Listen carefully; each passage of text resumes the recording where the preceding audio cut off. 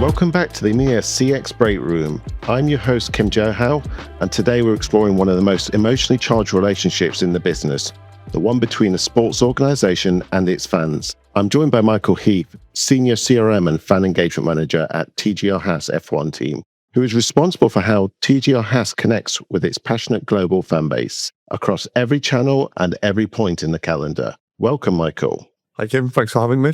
No, thank you for joining. We're looking forward to hearing your views. And in addition, we've got Željko Stiblik, our conversational AI leader at Infobit, who leads the teams designing and scaling conversational AI solutions for clients around the world, including our official partnership with TGR Haas. Welcome, Željko. Hi, everyone.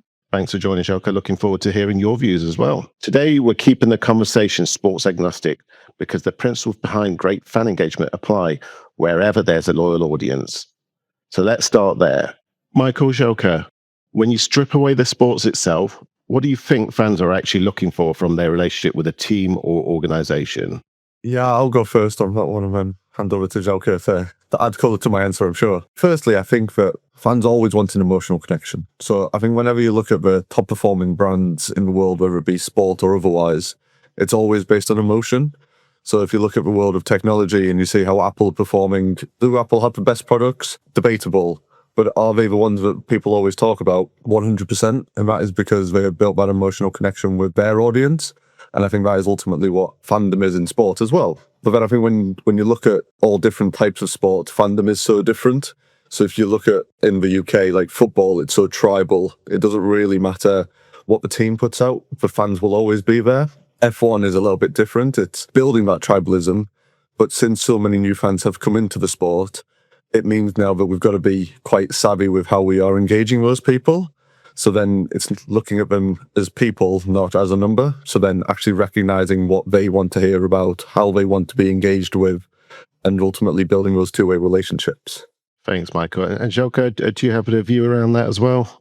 Yeah, so what I can say, I mean, from my position as a fan, but also when working with the clients, working on fan engagement solutions, what we also see from the fan behavior, I think is that fans today they want to be a part of the team. So they want to move on from this, just passive spectators to be more active in the participation. Obviously, they want to have the access to the exclusive content, but I think, they want to be engaged in real time and really build this more personal relationship with the teams. That's at least what we've seen so far. No, definitely. No, appreciate that. Thank you both for contributing to that.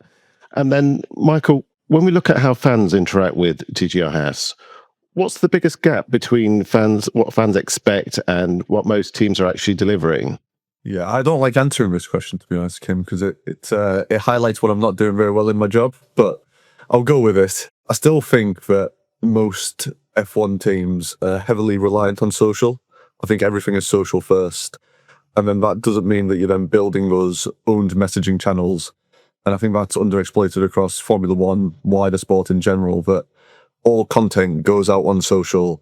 It doesn't necessarily go to that fan that has shown that loyalty. And even when it does, it's kind of a blanket message. It's not that direct relationship. So if you look at F1 and you look at TGR Haas, one of the questions we ask is, who is your favorite driver? So then you can choose Esteban or you can choose Ollie, you can choose one of our reserve drivers, you can choose Kaylee in F1 Academy. But we don't then necessarily tailor the messaging even based on that data. So we're still not being able to give that personalized response based on the data we have. And I think that's where we still need to get better as a team. I need to get better as an individual, generating that content for those people.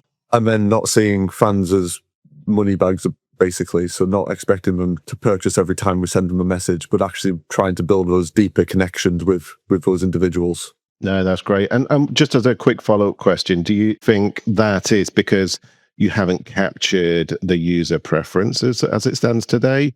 And is that a strategy that you're looking to build on? We're still relatively new in the world of the marketing journey. So if you look at Formula One and it's in its 76th season, we're in our 11th season. So we've only existed as a team on the grid for 11 years. And for the first number of years, we were all about all money has to go into car performance because we were new to the grid. We needed to get the car to be the best possible car it could be. And obviously today that is still the same case. So most money we have will go into car development, rightly so. But that means that marketing has kind of always taken a back seat. What has changed over the last few years is we have now started to hire more people in marketing, put more emphasis into marketing, and started to build out a database and a data set where we are capturing those preferences and we are now capturing how a fan engages on our platforms. It just means that we're a little bit behind the curve on that. This year, we're starting to catch up. So we've recently launched a new fan engagement platform. We've done a lot of work with InfoBip in terms of how we can engage through agentic AI, how we can utilize different communication channels. And all of that means that, one, we're going to be able to collect the preferences and be able to see what fans are engaging with. But then we're also going to be able to engage with them on the platform that they are showing intent on, rather than just a blanket email message. So that's how the work that we've done over the last few months has started to change how we can engage. And then that's going to give us the ability to not only talk to them where they are, but also at a speed that then makes it relevant as well. No, really appreciate that. I mean, I wouldn't say you guys are behind. I've spoken to many enterprises who should be ready now and have got a big journey to go through. But no, that's great. Appreciate the answer. Moving on. So InfoBip's research found that 2/3 of sports fans globally feel disconnected from their teams. That's rising 81% under 35s. Zoka, does that match what you see across the organization that you work with, and what usually drives that? And yeah, what we see that kind of the organizations, our clients are facing, and what the challenge they are facing when we talk about fan engagement is how to keep the fans engaged. So what we see, yes, they are connected during the season, during the game, during the race. That's the time where the emotions are at their highest. But what about when they send?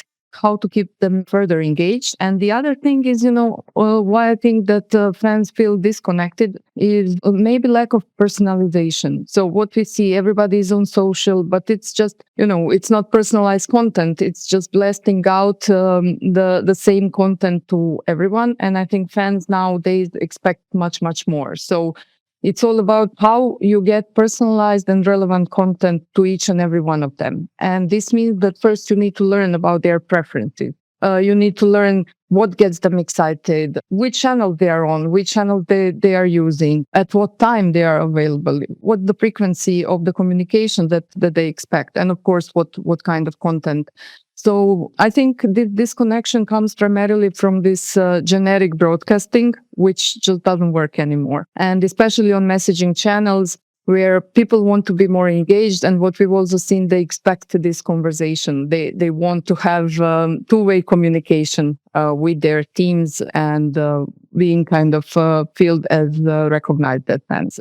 No, that's great. And yeah, you 100%. Personalization is at the forefront of everything, rather than the send and forget type approach, which of old isn't really getting the cut through.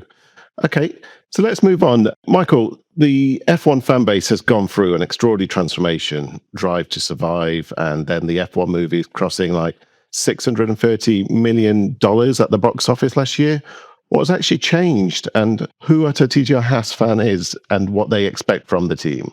The growth of F1 over the last few years, thanks to Liberty Media, has been phenomenal, right? So you look at Drive to Survive, you look at that F1 movie, but if you look at Drive to Survive specifically, it's given fans direct access to behind-the-scenes content of the team. So it now means that rather than it all being about race results, what's happening on track, it's now about building the narrative of what Formula One is, what goes into a driver, what their personalities are, but also away from the drivers, also the engineers and the team principals, and everything which wraps around F1. So now fans are so used to being able to see that on Netflix once a year, it now means that we need to find a way to break through that noise constantly.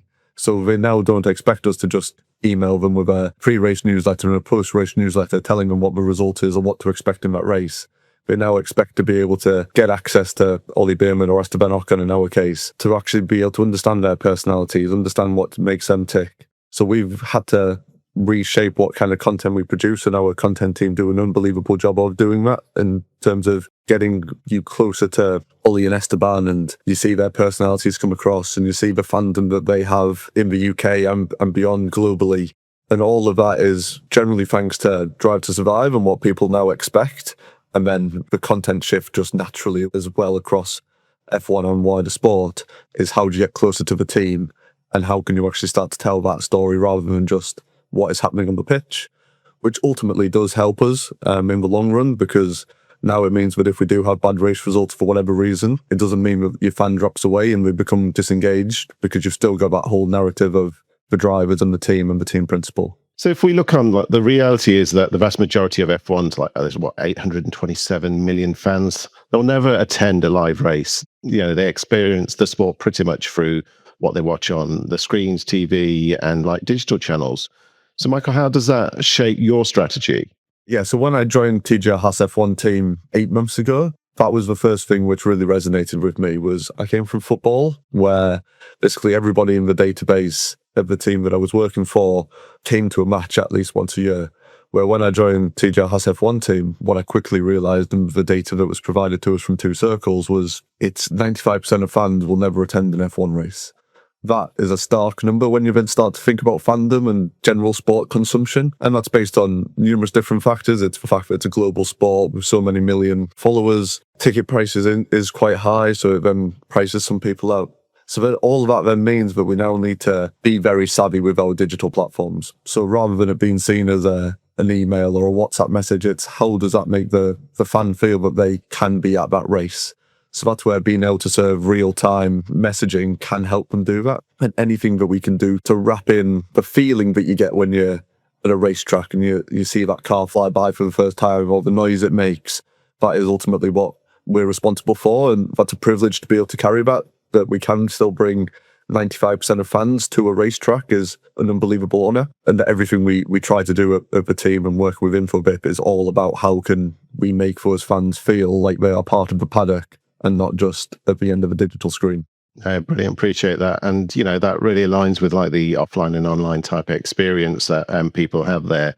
Željko, hearing this, how do you basically shape and design a digital experience based on that information? I had this amazing opportunity last year to attend this F1 race for the first time in my life. So really to, experience what does it mean to really be there and experience this excitement firsthand.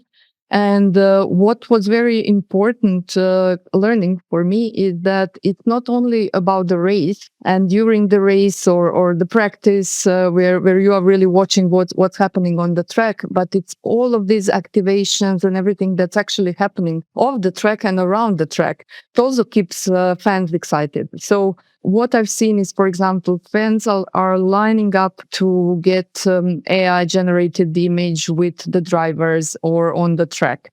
They want to see the F1 car, up close. They can do the pit lane walks. They can buy some special merch, play some games. It's all happening off the track, and I think it's helping a lot, to have this exclusive experience and feeling more as part of the team and being really inside. And this is what we now want to bring to digital experience. And I think thanks to AI, thanks to the communication channels that are now available, we can do that. And this is now what's actually changing in this whole fan experience on the digital channels. So now when we are designing the experience, it's not only just the outbound communication. We are thinking how we can use AI to also bring these personalized images or video generation to the fans. How we can enable them to maybe try out, some special merch, see themselves in how this will look like. How to use AR maybe to bring the car more close to them in their home. So all of these are now new experiences that I believe will bridge this gap between, being at home, experiencing it, on the screen, and really, really feeling as you are there. No, brilliant. There's a bonus question here, and this is from my personal experience. So when I take my son to a sporting event, I will watch the sporting event. He'll watch the sporting event, and he'll also basically look what the influencers are saying, what the statistics are saying on his phone at the same time. So he's actually engaging twice. So he's a Gen Z. So this is like a different type of makeup. How do you balance the demographic shifts to be able to be personable to each? I think second screen viewing has become the norm for most people, especially when we are sat on a couch or a sofa watching a sporting event. And like we just touched on there, 95% of people who are engaging with F1 or watching the broadcast won't be at that race. So second screen viewing is so important. And that's where I think the work that we're doing with InfoBip is actually going to break through that noise, because rather than having the barrier of needing to download an app to follow race results or not knowing exactly what you're looking for, the fact that you can go onto a communication platform that you go onto every day and you'll talk to your friends, and you might be already talking to your friends about that sporting moment on that communication channel, let's call it a WhatsApp or an Apple Messenger. The fact that you go there and then you see that you can engage with us as a team, I think is how we are going to be able to break through that noise. And in time, you're going to be able to get access to content that you would never be able to get access to anywhere else. And all of that is breaking through the noise, giving that second screen viewing the personal effect. And it then also means that for those fans that aren't fortunate enough to be there, they are then actually getting something in addition to what the fans on track are being able to get, because on track for Wi-Fi might not be strong enough. You might not be able to access those platforms, but then we can actually make that second screen viewing opportunity far greater than you can when you are live on track. Brilliant, appreciate that. Željko, did you want to add anything? Besides observing, checking the stats, as you mentioned, and what's going on, I think here we can now bring this more active participation that we mentioned also before. So enable the fans to ask some questions, to get some insights, even during the race or after the race, not just really to watch, but really, they want to feel that they matter. So maybe giving them this kind of exclusive access, but also the option to provide their feedback, to provide and to get more insight. This is the way that we can really build deeper relationships and help them feel more and more engaged. No, this is really good. Appreciate this, guys. So if we move on and we look back at the Monza activation, we had a WhatsApp quiz, we had exclusive signed merchandise. This delivered really strong results. Michael, what does that reveal about your fans that you didn't fully expect overall to see? Yeah, so like you just touched on there, Kim, this was one of our most successful campaigns last year. So it was 80% lower conversion, which one was the biggest shock to start off with, right? Nobody was expecting that kind of monumental shift. But then when you started to look at what that fan behavior was, so it was a quiz on WhatsApp, you would see the fan would enter, they would take part in the quiz. But then what did surprise us was how quickly they did want to go beyond just taking part in that quiz. So seeing their depth of intent once they were there, in terms of starting to ask questions, starting to ask follow-ups, wanting more from that as a platform, was really surprising and has really helped shape what we're now trying to do in the 2026 season with agentic AI, because the conversation is going to trump competition every time. Competition will be the entry in, but then if we can get the conversation right, that's what's going to keep them engaged, keep them hooked. And what we learned last year was that is ultimately what the fan is looking for. Željko, what did it show you from a technology behavior standpoint? Did you observe anything that basically made it more compelling? I think what we've learned are three things, and not only for Monza. Monza was one campaign. We also have campaigns after Monza. So in total, there were 6 campaigns. So what we've seen, first of all, that fans are really ready to adopt the new channel from the brand, in this case from TGR Haas F1 team. So they were not present on WhatsApp, but it was quite natural for the fans to adopt these channels. It's really not an effort. You don't need to download specific app. You don't need to learn how to go around. You're just continuing the conversation in the app or in the channel that you're already using with your friends and family. So this kind of adoption was also something that surprised us very positively, but also how fans were ready to provide their opt-ins for future communication. So what we've seen, and these were, I think, around or even higher than 70%. So we've seen that fans are ready to provide the opt-ins. They will give their consent for the brand, and in this case for the team, to communicate with them, because they've seen that it matters, that it's something that's relevant for them. And the second thing we've noticed, as Michael also mentioned, is that fans really want conversation. After this first campaign, it was already seen, but then also later, we've started really to see some genuine reactions from the fans. After the race, they were commenting on the results. They were asking, is all okay, after one race. They were asking about driver's performance, commenting on the lap times, cheering for the team. So this was really amazing, to see that they are really looking for this conversation. And what was also really nice is when I think in Mexico we didn't have any campaign, and then we started seeing messages coming. Oh, are you having a quiz? Are you having race prediction? When is the next race prediction coming? So this really showed us that fans are engaged, and then they want more of the content. And what we've also noticed, as we had also campaigns until the end of the season, that fans really want this continuous engagement. So I remember when Michael told us, okay, we want to have the end of season quiz, which we launched, I think it was around 10 days after Abu Dhabi, which is final race. And we all thought, isn't it too late? People will not be so engaged anymore, like F1 season ended. But it showed completely different results. So I think this was also one of the campaigns that had one of the highest engagement. We've seen people, coming. They were of course competing for some nice prize, but still we've seen that really they still want the content and they still want this engagement. So this was really amazing. No, thank you for sharing that. And actually, you've sort of leaned into the next question, which, if we look back, games and prizes were great, but there's been an instrumental shift, as you just mentioned, Željko, around actual people wanting conversations.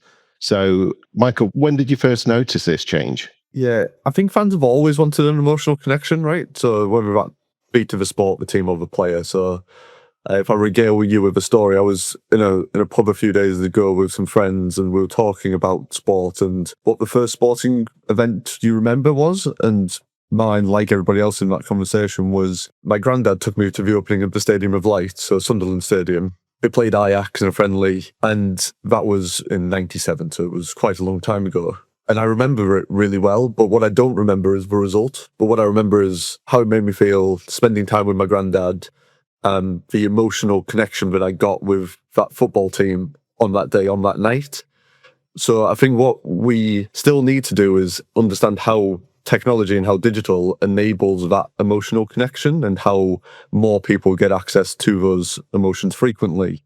So that's where I think things like WhatsApp do remove barriers. So needing to remove that barrier of an app, or removing the algorithm of social and being able to serve real-time content on a platform where they already are, I think helps shape how you can build those genuine relationships. But if you look at TJ Haas F1 team and some of the things which Željko just mentioned, so where fans have started to ask questions unprompted, is all about showing that they are after that deeper relationship with the team, not just competing in a quiz. So instead of coming on and saying, what can I win in that race prediction? Is there going to be a race prediction? We just wanted to take part. We just wanted to be able to engage. And then seeing some of the questions that they're asking or seeing their support all just shows that everybody is really searching for that deeper, meaningful connection with TJ Haas F1 team.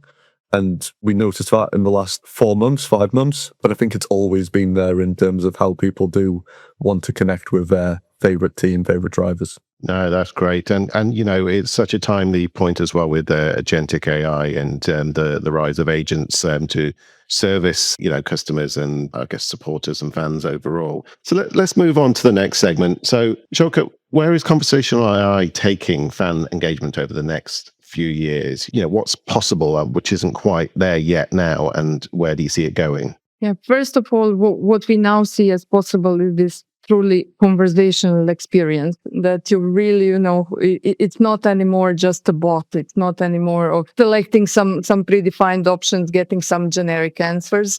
You can really have personalized conversation. You can have the AI agent that actually learns about you throughout the season, about your preferences, what kind of content do you react to, who's your favorite driver, all of this now we can learn and we can know from the conversation. So I think this hyper-personalization, and which enables deeper connection, is something that is now possible. The other thing, what we see is this personalized content generation at scale. So as I mentioned, I noticed it's very popular for the fans to get their personalized videos with the drivers or on the track or images.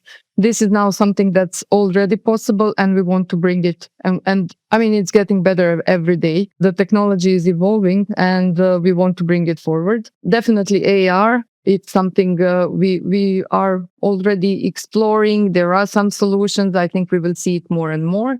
And also something we started to explore last year, but I think also we will be seeing it more often now are the digital twins, exploring some AI agents that also maybe have some avatars that can be personalized for a certain driver or based on certain persona that represents the team. This is something that is definitely coming. Definitely, we're moving on to this always-on AI-powered engagement that are available throughout the year. But that are continuously bringing the innovation and this personalization that everyone wants.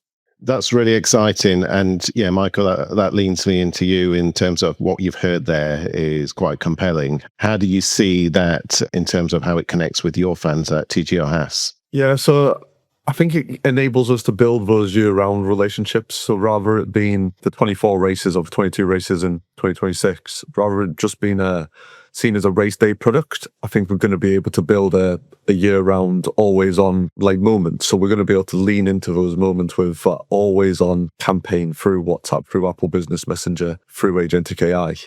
It then means that we can build that continuity. So rather than them seeing a message on a Monday and not hearing from us for the next 2 weeks before the next race, it means that we'll know what they've engaged with, we'll know what they want to hear about, and we're going to be able to then deliver those messages in real time based on what we know they want to hear about. So all of that AI personalization and how AI can help us unlock those data moments is just ultimately going to be able to serve fans in a much better way. And as the smallest team on the grid, it does mean then we're going to be able to do more through less hands-on work because we're going to be able to utilize AI thanks to the work we're doing with InfoBip.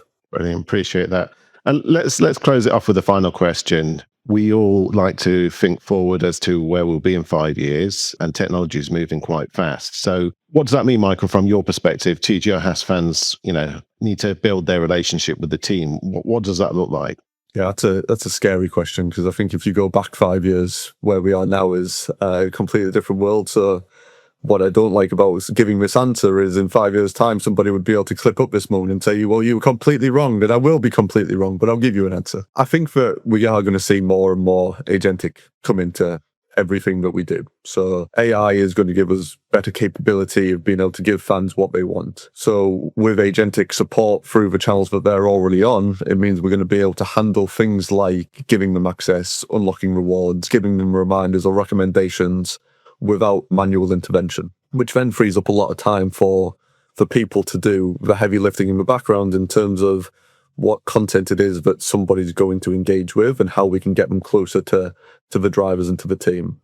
So already today, a fan expects the brand to recognize preferences and past interactions, and you see some brands doing that really well in the world. But I think this is just going to become more and more extreme because fans are going to expect it at their fingertips because they can see the power of AI in their everyday lives. So then we're going to expect these AI companions to come with all of that knowledge and power and be able to give them hyper-personalized content whenever they want it. But I do believe that the AI companions are going to become a new normal. We are going to be able to interact with them whenever a fan wants to be able to interact with them. We're going to be able to get the content that they want from that agentic AI companion. And as that AI companion learns, it is going to be able to predict what the fan wants next. So then we're going to be able to be more proactive with that next action. So rather than a fan having to come on and ask a question, I think we are going to ultimately know what they want before they even know that they want it, which is a scary place to be, but I do believe that is where we're heading. Brilliant. No, appreciate that. And, it's all vision, right? In terms of where we feel it's heading based on what we're seeing today. So, Željka, from a final point to you, how is this all powered? How do we deliver this? So definitely it's powered by the AI, it's powered by the data. So having a strong communication platform that is here for the fans, that is enabling fans to communicate, to be to be immersed in the team at every time. This is something that will be crucial. The other thing, as we mentioned, is having really smart solutions that are able to really get to know the fan, but really get to know the fan.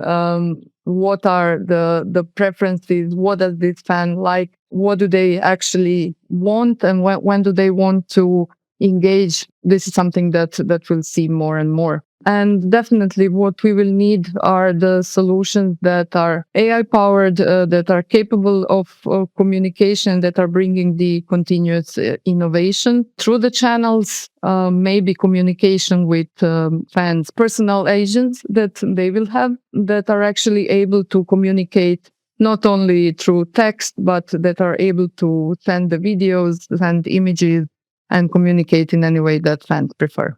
Brilliant. Thanks to Michael and Željko. The thread running through everything today is that fan loyalty is remarkable, but it doesn't sustain itself. Fans want to feel seen, heard, and genuinely connected, not just messaged at during race weekends.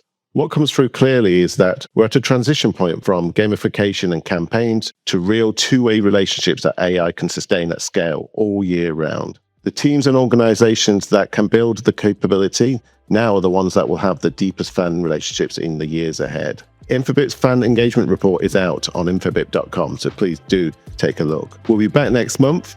If there's a topic you'd like to tackle, let us know. And thank you for joining the CX Breakroom.